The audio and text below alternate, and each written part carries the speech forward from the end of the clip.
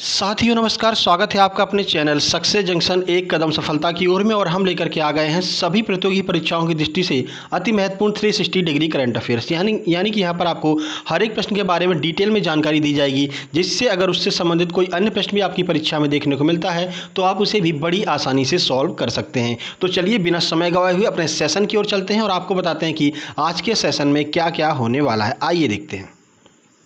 तो today session की बात करें, सबसे पहले यस्टरडे का रिवीजन कराया जाएगा, यानी कि कल हमने जो आपको करंट अफेयर कराई थी 3 प्रश्न उसमें से रैंडमली आपसे पूछे जाएंगे और आपको अपने आप को खुद ये चेक करना है कि कल वाली करंट अफेयर आपको याद है या फिर नहीं याद है। उसके बाद में टुडे करंट अफेयर, यानी कि आज के करंट अफेयर की जो भी महत्वपूर्ण प्रश्न बन रहे होंगे उनके बारे में आपको फुल डिटेल में जानकारी दी जाएगी, फोटो भी दिखाई जाएंगे, जिससे कि चीज़ें आपको हमेशा के लिए याद हो जाएं। उसके बाद में मध्य प्रदेश करंट अफेयर के जो भी महत्वपूर्ण प्रश्न बनेंगे वो आपको पूरी डिटेल में इंफॉर्मेशन के साथ कराए जाएंगे। उसके बाद में सभी प्रतियोगी परीक्षाओं दृष्टि से अति महत्वपूर्ण है स्टैटिक जीके, तो स्टैटिक जीके के महत्वपूर्ण प्रश्न कराए जाएंगे। उसके बाद में करंट अफेयर अवार्ड, यानी कि एक करंट अफेयर का अवार्ड अब हम डेली डिस्कस करते हैं और आज है हमारा 30वां व्यास सम्मान 2020, जो कि 24 मार्च 2021 को दिया गया है। तो इसके बारे में हम पूरा वर्णन करेंगे, पूरी चर्चा करेंगे, किसको दिया गया, कब स्टार्ट होता है, कितनी राशि इसमें दी जाती है, क्या क्या दिया जाता है, सारी जानकारी 30वें व्यास सम्मान के बारे में हम आपको देने वाले हैं आज की इस वीडियो में। उसके बाद में होमवर्क विद स्क्रीनशॉट, यानी कि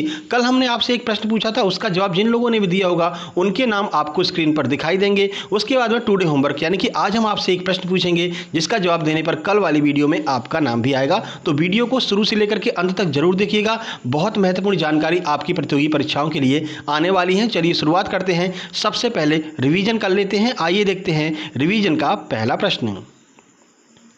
मणिपुर के मुख्यमंत्री ने अपने 5 ओलंपिक खिलाड़ियों के लिए कितनी वित्तीय सहायता देने की घोषणा की है? 20 लाख, 25 लाख, 30 लाख या फिर 10 लाख? चलिए आंसर देख लेते हैं। सही आंसर है बी, यानी कि 25 लाख रुपए की घोषणा की है यहाँ पर मणिपुर के मुख्यमंत्री एन बीरेन सिंह ने। इनके 5 खिलाड़ियों का टोक्यो ओलंपिक के लिए चयन हो गया है। चलिए आगे बढ़ते हैं और अगला प्रश्न देखते हैं। सीमा पूनिया ने टोक्यो खेलों के लिए क्वालिफाई किया है, इनका संबंध किस खेल से है? गोला फेंक, चक्का फेंक, टेनिस या फिर बैडमिंटन? आंसर की बात करें, सही आंसर है यहाँ पर बी, यानी कि चक्का फेंक से इनका संबंध है सीमा पूनिया का। याद रखिएगा, इन्होंने टोक्यो ओलंपिक के लिए क्वालिफाई कर लिया है। अगला प्रश्न देखते हैं। तो हौसला अभियान किस केंद्र शासित प्रदेश के उपराज्यपाल के द्वारा चालू किया गया? लक्षद्वीप, दिल्ली, जम्मू कश्मीर या फिर पुदुचेरी? चलिए आंसर देख लेते हैं। सही आंसर है सी, यानी कि जम्मू कश्मीर के उपराज्यपाल मनोज सिन्हा के द्वारा हौसला अभियान चालू किया गया है। तो ये आपका कल का रिवीजन हो गया। चलिए आगे बढ़ते हैं और शुरुआत करते हैं 2 जुलाई 2021 महत्वपूर्ण करंट अफेयर के प्रश्न। आइए देखते हैं पहला प्रश्न। नीति आयोग के सीईओ का कार्यकाल 1 साल के लिए बढ़ा दिया गया है। नीति आयोग के वर्तमान सीईओ कौन हैं? अमिताभ कांत, शक्तिकांत दास, मनोज सिन्हा या फिर अशोक लवासा? आइए आंसर देख लेते हैं। सही आंसर है ए, यानी कि अमिताभ कांत जो है वो नीति आयोग के सीईओ हैं। इनका कार्यकाल 1 साल के लिए बढ़ा दिया गया है। चलिए इस प्रश्न के बारे में आपको पूरी जानकारी देते हैं। देखिए, तो नीति आयोग के वर्तमान सीईओ अमिताभ कांत हैं। नीति आयोग को योजना आयोग के स्थान पर प्रारंभ किया गया। जैसा कि आपको पता है 1950 में योजना आयोग की स्थापना की गई थी, जिसे 2015 में समाप्त कर दिया और 1 जनवरी 2015 को नीति आयोग की स्थापना कर दी गई थी। नीति आयोग का पदेन अध्यक्ष कौन होता है? तो प्रधानमंत्री जो है वो नीति आयोग का पदेन अध्यक्ष होता है। ठीक है, नीति आयोग की नींव 1 जनवरी 2015 को रखी गई। तो पहले अध्यक्ष कौन बने? तो पहले अध्यक्ष नरेंद्र मोदी बने नीति आयोग के। योजना आयोग के प्रथम अध्यक्ष पूछते हैं तो पंडित जवाहरलाल नेहरू योजना आयोग के अध्यक्ष थे। ठीक है, अब देखिए अमिताभ कांत की बात कर लेते हैं। तो अमिताभ कांत का लगातार तीसरी बार यहां पर कार्यकाल बढ़ाया गया है। तो तीसरा कार्यकाल यहां पर अमिताभ कांत का बढ़ाया गया है नीति आयोग के सीईओ के रूप में, आपको याद रखना है। ठीक है, चलिए आगे बढ़ते हैं और अगला प्रश्न देखते हैं। अगला प्रश्न है, द्युति चंद ने टोक्यो ओलंपिक के लिए क्वालिफाई किया है, उनका संबंध किस खेल से है? शूटिंग से, स्टीपल चेस दौड़ से या फिर टेनिस से? चलिए आंसर देख लेते हैं। सही आंसर है सी, यानी कि दौड़ से इनका संबंध है, यानी कि ये एक एथलीट है, ये एक धावक है। चलिए इनके बारे में कुछ जानकारी आपको देते हैं। तो देखिए, भारतीय स्प्रिंटर द्युति चंद ने विश्व रैंकिंग कोटे के जरिए आगामी टोक्यो ओलंपिक के लिए 100 मीटर और 200 मीटर दोनों दौड़ों में क्वालिफाई कर लिया है। तो जब कथन वाला प्रश्न बनेगा ना, तब आपसे ये पूछा जाएगा कि जो द्युति चंद है इन्होंने किस कोटे से यहाँ पर टोक्यो ओलंपिक के लिए क्वालिफाई किया। तो आपको याद रखना है विश्व रैंकिंग कोटे के जरिए इन्होंने जो है टोक्यो ओलंपिक में क्वालिफाई किया है। कौन कौन सी रेस में? 100 मीटर में और 200 मीटर दोनों में।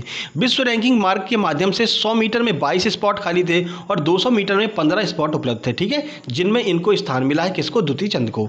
उन्होंने हाल ही में महिलाओं की 100 मीटर में 11.17 सेकंड के समय के साथ में एक नया विश्व रिकॉर्ड भी स्थापित कर दिया है। किसने? द्युति चंद ने। ये एक धावक है, आप याद रखिएगा। चलिए आगे बढ़ते हैं और अगला प्रश्न देखते हैं। तो अगला प्रश्न है, दुनिया के सबसे कम उम्र के शतरंज ग्रैंड मास्टर कौन बन गए हैं? सर्गेई करजार्किन, अभिमन्यु मिश्रा, रोजी कैनिन या फिर इनमें से कोई नहीं। चलिए आंसर देख लेते हैं। सही आंसर है बी, यानी कि अभिमन्यु मिश्रा दुनिया के सबसे कम उम्र के शतरंज ग्रैंड मास्टर बन गए हैं। चलिए पूरी जानकारी आपको देते हैं। तो देखिए, भारतीय अमेरिकी अभिमन्यु मिश्रा दुनिया के सबसे कम उम्र के शतरंज ग्रैंड मास्टर बन गए हैं। 12 साल 4 महीने और 25 दिनों के अभिमन्यु ने सर्गेई करजार्किन के लंबे समय से चले आ रहे रिकॉर्ड को तोड़ दिया, जो कि 2002 में खिताब हासिल करने के समय 12 साल और 7 महीने के थे। तो जो सर्गेई करजार्किन रूस के हैं, वो उनकी उम्र 2002 में कितनी थी जब उन्होंने रिकॉर्ड स्थापित किया था? तो वे 12 साल और 7 महीने के थे, जबकि अभिमन्यु मिश्रा ने 12 साल 4 महीने में ये रिकॉर्ड स्थापित कर दिया है। उन्होंने बुडापेस्ट में अपना तीसरा जीएम मानदंड हासिल किया और वे पहले ही 2500 ईएलओ रेटिंग की आवश्यक बाधा पार कर चुके हैं। कौन? अभिमन्यु मिश्रा। तो याद रखिएगा, सबसे युवा ग्रैंड मास्टर अब अभिमन्यु मिश्रा बन गए हैं, जो कि भारतीय और अमेरिकी हैं। ठीक है, चलिए आगे बढ़ते हैं और अगला प्रश्न देखते हैं।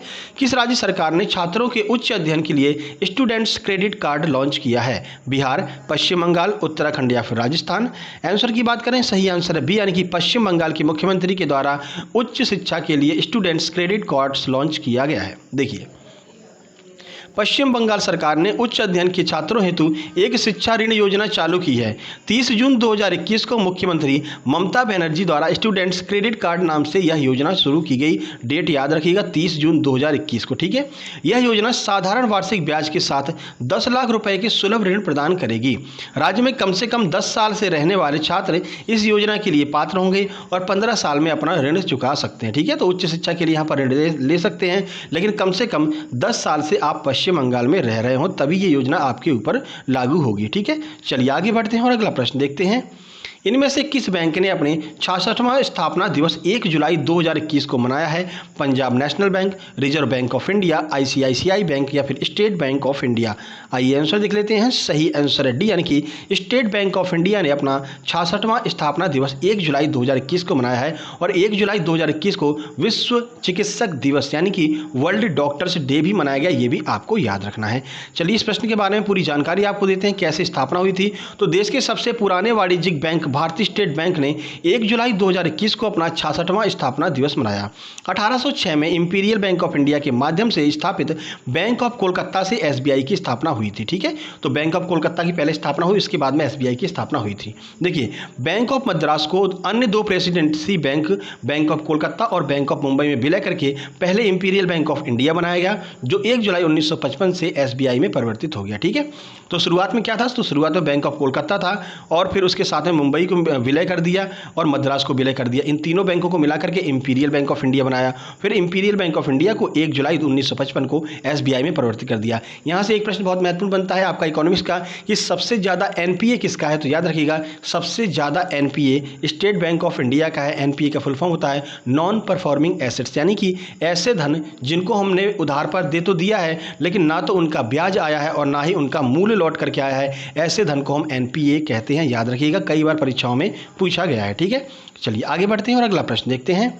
डॉक्यूमेंट्री डिकोडिंग शंकर ने टोरंटो अंतर्राष्ट्रीय महिला फिल्म महोत्सव में सर्वश्रेष्ठ जीवनी फिल्म का खिताब जीता है। यह जीवनी किस पर आधारित है? AR रहमान, शंकर महादेवन, कैलाश खेर या फिर इनमें से कोई नहीं?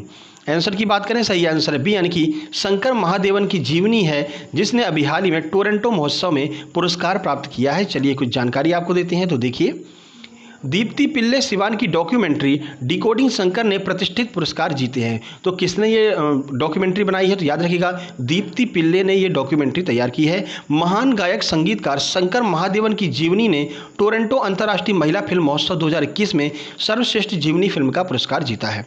इसने Indo French international film festival में स्पेशल जूरी का भी अवार्ड जीता है। तो याद रखिएगा, डिकोडिंग शंकर दीप्ति पिल्ले द्वारा रचित है और शंकर महादेवन की जीवनी है। तीनों प्रश्न आपके लिए महत्वपूर्ण बन सकते हैं।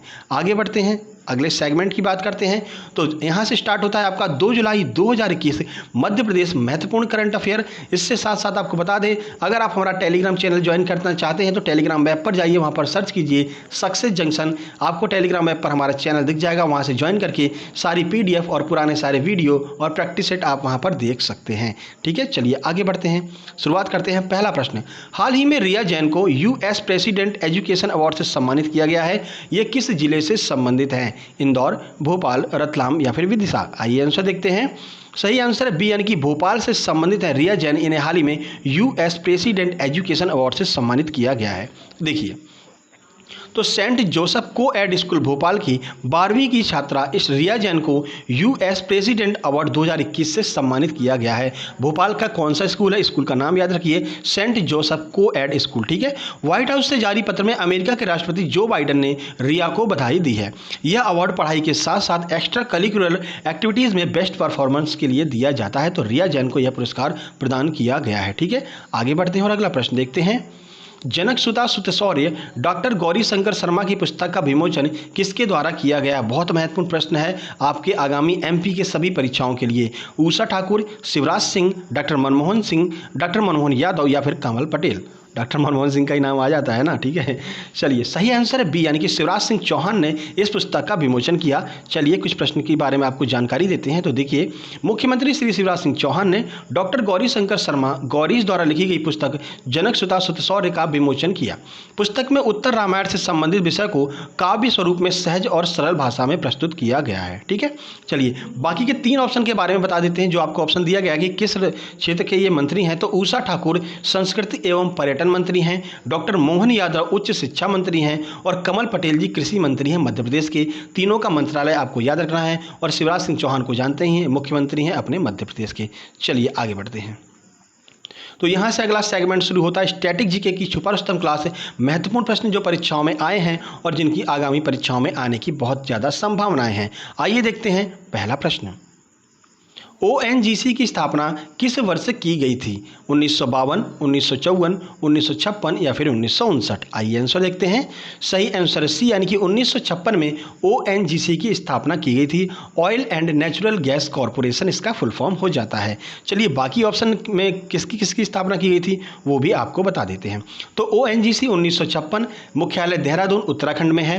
BPCL की स्थापना 1952 में की गई, इसका मुख्यालय मुंबई महाराष्ट्र में है। सेल की स्थापना 1954 में की गई, जिसका मुख्यालय दिल्ली में है। और IOCL की स्थापना 1959 में की गई, जिसका मुख्यालय मुंबई में है। तो इस चारों के मुख्यालय आपको याद रखने हैं, चारों की स्थापना दिवस भी आपको याद रखने हैं। कई बार परीक्षाओं में पूछा गया है और अब आगे भी पूछा जा सकता है। ठीक है, चलिए आगे बढ़ते हैं और अगला प्रश्न देखते हैं। तो एशिया का सबसे पुराना स्टॉक एक्सचेंज कौन सा है? Amsterdam stock exchange, bank of Venice, Bombay stock exchange या फिर द सन? आइए आंसर देख लेते हैं। सही आंसर सी, यानी कि बॉम्बे स्टॉक एक्सचेंज एशिया का सबसे पुराना स्टॉक एक्सचेंज है। इसकी स्थापना 1875 में की गई थी, आपको याद रखना है। ठीक है, चलिए आगे बढ़ते हैं और अगला प्रश्न देखते हैं। Ease of doing business ranking 2020 में कौन सा राज्य पहले स्थान पर है? ईज ऑफ डूइंग बिजनेस का मतलब क्या होता है? तो ईज ऑफ डूइंग बिजनेस का मतलब है जहां पर आपको बिजनेस करने में मतलब कि सुगमता हो, ज़्यादा कागजी कार्रवाई नहीं हो, जल्दी से आपका बिजनेस स्टार्ट हो जाए, इसको हम कहते हैं ईज ऑफ डूइंग बिजनेस। ठीक है, तो कौन सा राज्य है जो सुगमता उपलब्ध कराता है? तो नई दिल्ली, आंध्र प्रदेश, कर्नाटक या फिर उत्तर प्रदेश? चलिए आंसर देखते हैं। सही आंसर है बी, यानी कि आंध्र प्रदेश एक ऐसा राज्य है जहां पर अगर आप व्यापार करने जाते हैं तो सुगमता से आपके सारी कागजी कार्रवाई हो जाएगी। बहुत जल्दी एकल खिड़की के माध्यम से सारी आपकी कार्रवाई हो जाएगी और आपको बिजनेस स्टार्ट करने में बड़ी आसानी रहती है। ठीक है, चलिए देख लेते हैं कुछ फैक्ट। तो ईज ऑफ डूइंग बिजनेस में आंध्र प्रदेश पहले स्थान पर है और विश्व में ईज ऑफ डूइंग बिजनेस में भारत की रैंकिंग 63वीं है। याद रखिएगा, पहले स्थान पर कौन है? तो New Zealand ease of doing business में पहले स्थान पर है। भारत की रैंकिंग 63वीं है, याद रखिएगा। ठीक है, क्योंकि रैंकिंग परीक्षाओं में लगातार पूछी जाती रही है। चलिए आगे बढ़ते हैं और बढ़ते हैं अपने अगले सेगमेंट की ओर, जो कि है हमारा एक अवार्ड हम डेली यहाँ पर कवर कर रहे हैं करंट अफेयर से संबंधित। तो आज हम कवर कर रहे हैं 30वां व्यास सम्मान 2020, जो कि 24 मार्च 2021 को दिया गया। अब किस फाउंडेशन के द्वारा दिया जाता है? तो देखिए, के बिरला फाउंडेशन द्वारा 24 मार्च 2021 को यह दिया गया है। 30वां व्यास सम्मान प्रसिद्ध लेखक प्रोफेसर शरद पगारे को उनके उपन्यास पाटलिपुत्र की साम्राज्ञी के लिए दिया गया। तो आपको याद रखना है किसको दिया गया? प्रोफेसर शरद पगारे को। रचना कौन सी है? पाटलिपुत्र की साम्राज्ञी। ठीक है, 29वें की बात कर लेते हैं। तो 29वां व्यास सम्मान 2019 हिंदी की प्रसिद्ध लेखिका नासिरा शर्मा को उनके उपन्यास कागज की नाव के लिए दिया गया था, ये भी आपको याद रखना है। कल हमने कौन सा डिस्कस किया था, तो कल हमने 30वां सरस्वती सम्मान डिस्कस किया था, वो भी जाकर के देख लीजिएगा क्योंकि वो भी आपके लिए महत्वपूर्ण है। अब इस पुरस्कार की बात कर लेते हैं। तो जो 30वां व्यास सम्मान दिया गया है, तो इस पुरस्कार की स्थापना 1991 में की गई थी। पुरस्कार के तहत 4 लाख रुपए की राशि प्रदान की जाती है, एक प्रशस्ति पत्र दिया जाता है तथा एक स्मृति चिन्ह दिया जाता है। ठीक है, यह सम्मान 10 वर्ष की अवधि के दौरान प्रकाशित हिंदी भाषा की साहित्यिक कृतियों के लिए दिया जाता है। तो ये बहुत महत्वपूर्ण फैक्ट बनेगा। 30वां जो व्यास सम्मान है या फिर जो व्यास सम्मान होता है वो सिर्फ और सिर्फ हिंदी भाषा के लिए दिया जाता है। जबकि कल हमने जब सरस्वती सम्मान डिस्कस किया था तो उसमें हमने आपको बताया था कि संविधान में वर्णित 8वीं अनुसूची में वर्णित 22 भाषाओं में किसी में भी आपने अगर अच्छी कृति की है तो आपको जो है सरस्वती सम्मान दिया जाता है। लेकिन व्यास सम्मान के बारे में अलग बात है। ठीक है, तो व्यास सम्मान का फैक्ट यह है कि ये सिर्फ और सिर्फ हिंदी भाषा के लिए दिया जाता है। याद रखिएगा, कंफ्यूज नहीं होना। ठीक है, चलिए आगे बढ़ते हैं और अगला सेगमेंट स्टार्ट करते हैं।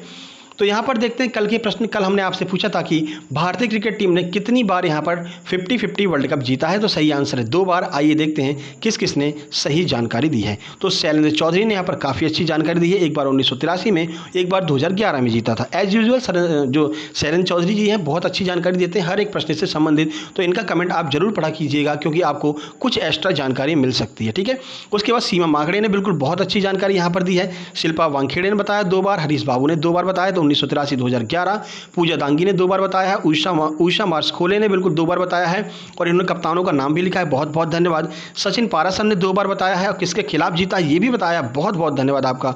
आरती लोधी ने 2 बार बताया, इन्होंने भी बहुत अच्छी जानकारी दी है। स्वाति सिंगवारकर ने बिल्कुल 2 बार बताया, बहुत सही जानकारी दी है। उसके बाद में राधेश्याम शुक्ला ने 2 बार बताया, मुकेश गंजाम ने 2 बार बताया है 1983 2011, देव शर्मा ने 2 बार बताया है 1983 2011। बहुत बहुत धन्यवाद आप लोगों का कमेंट करने के लिए और एक दूसरे का कमेंट जरूर पढ़ लिया कीजिएगा जिससे कि आपको नई नई जानकारी मिलती रहेगी। चलिए आगे बढ़ते हैं और देखते हैं कौन सा प्रश्न है जिसका जवाब आज आपको कमेंट बॉक्स में देना है। तो विदेशी यात्री फायान किस देश का निवासी था? बहुत महत्वपूर्ण प्रश्न है और अगर क्लू की बात करें तो आपको बता देते हैं भारत का पड़ोसी देश है जहां का निवासी था फायान और अभी हमारा वहां से 36 का आंकड़ा चल रहा है। ठीक है ना, तो अब तो आप समझ चुके होंगे। बाकी आप ज़्यादा से ज़्यादा जानकारी गूगल से निकाल करके यहाँ पर कमेंट बॉक्स में कमेंट कर सकते हैं। बाकी आपको बता दें कि अगर आप हमारा टेलीग्राम चैनल ज्वाइन करना चाहते हैं तो सक्सेस जंक्शन के नाम पर टेलीग्राम चैनल आपको टेलीग्राम ऐप पर देखने को मिल जाएगा, आप सर्च कर सकते हैं। और 12:30 बजे हम डेली MPPSC वालों के लिए प्रैक्टिस सेट लेकर के आते रहते हैं। तो साइबर सिक्योरिटी और अन्य सभी प्रैक्टिस सेट हमने हर एक यूनिट की प्रैक्टिस सेट यहाँ पर अपलोड कर दी है। आप जा करके चैनल के अंदर विजिट कर सकते हैं। सबके लिए अलग अलग यूनिट भी बना दी गई है, प्लेलिस्ट भी तैयार कर दी गई है।